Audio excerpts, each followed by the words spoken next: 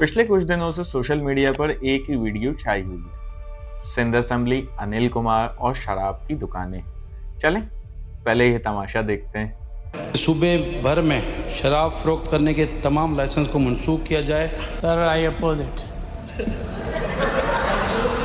Sindh assembly ने सूबे में शराब खानों पर पाबंदी की करारदाद मुस्तरद कर दी। वजीर दाखिला सिंध जियाउल हसन लंजान ने कहा, शराब खानों पर पाबंदी से बहुत से तबकात मुतासिर होंगे। महरूम किस चीज से? प्याज से? भाई, सिंध में बंदा पानी से महरूम है, बिजली से महरूम है, गैस से महरूम है, यहाँ तक के सड़कों तक से महरूम है। लेकिन हमारे होम मिनिस्टर साहिब को अवाम बाटली से महरूम लगती है। ये तो उनकी मोहब्बत है बस। वैसे भी हमारे साहिब लोगों की नजरों में ये शराब थोड़ी या तो शहद या ऑलिव ऑयल ही होता है।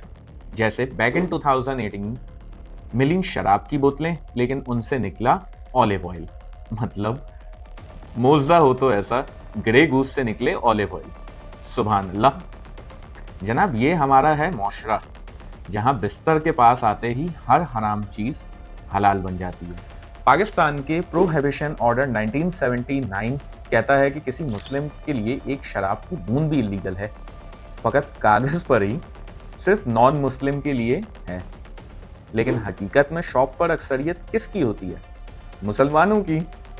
सिंध में तकरीबन 120 प्लस वाइन स्टोर्स हैं, और सिर्फ कराची की ही बात की जाए तो 60 प्लस स्टोर्स हैं जिनसे सिंध गवर्नमेंट भारी टैक्स वसूल करती है।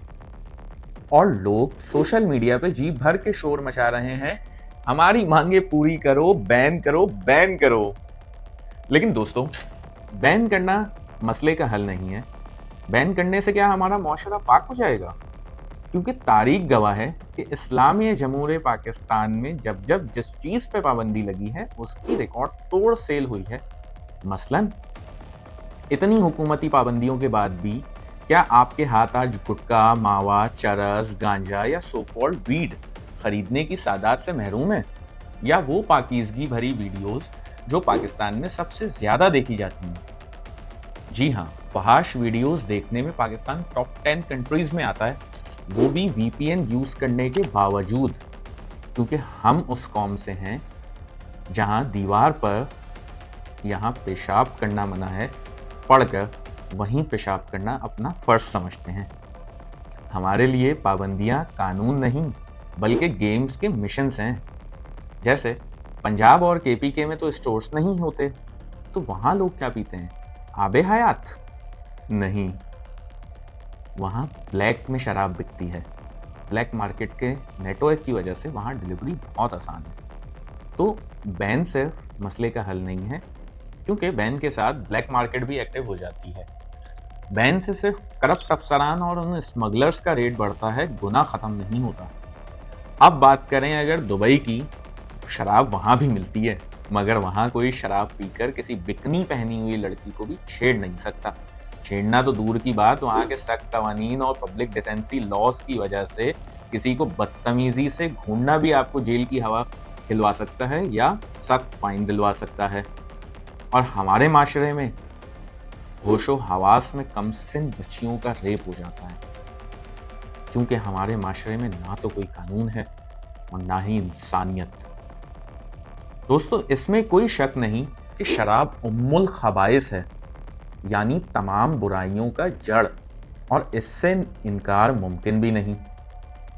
मगर जरा ठंडे दिल से सोचिए, क्या हमारे माशरे में बस यही एक गुनाह बचा है? हम शराब की बोतल देखकर तो मुसलमान हो जाते हैं, मगर हमें वो सूद नजर नहीं आता जो हमारी रगों में दौड़ रहा है। क्या हमें वो यतीम का हक नजर नहीं आता जिसको हड़प लिया जाता है? क्या हमें वो मिलावट और जखीरा अंदोजी नजर नहीं आती कि जिससे किसी मजलूम का बच्चा भूख से मर जाता है? असल अलमिया ये है कि हमने गुनाहों को भी कैटेगराइज कर लिया है।